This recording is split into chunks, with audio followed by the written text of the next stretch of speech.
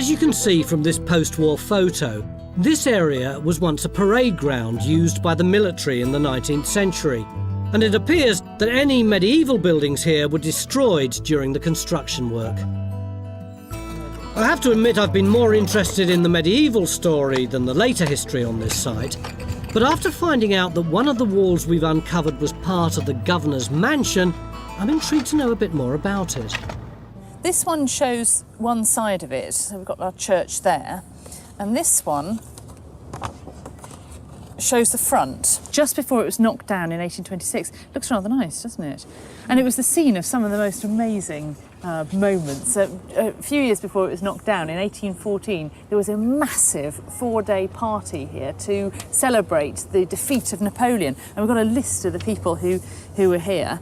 We've got the Prince Regent, with the Emperor of Russia, Frederick King of Prussia, Marshal Blücher, Prince Platov, whoever he may be, and they all came? They all came. The Duke of Wellington did turn up 2 days late, but then perhaps he was allowed to. Hang on, did you just say defeat of Napoleon in 1814? Yeah, you're thinking of the Battle of Waterloo in 1815, aren't you? There was a bit of a problem because just as they were celebrating, I think he was escaping from Elba, and they had to do it all over again. We may not have found anything belonging to the Emperor of Russia, but having cleaned up the ring we found yesterday, Helen believes it probably does date to the time the house was being demolished in the 19th century. You can see much more clearly now what's going on. I will do if I put my glasses on. So in these 3 holes, there would have been stones. And then you can see here, there's an S, then there's an A, and then the big one there is an R. And then after that, he's had a go at doing an A or an H. It says Sarah. So I think it really is a bit of sentimental jewellery. It's for a sailor's girl. He's bought it. He's tried to write Sarah. Perhaps it hasn't quite worked. He might have chucked it away. Well, yeah, maybe the relationship made him chuck it away. With time running out, we've now stopped digging here in what was Phil's original trench. It's possible that we've turned up evidence of the larder or food store house shown on this plan, but it'll take a much longer dig to sort it out.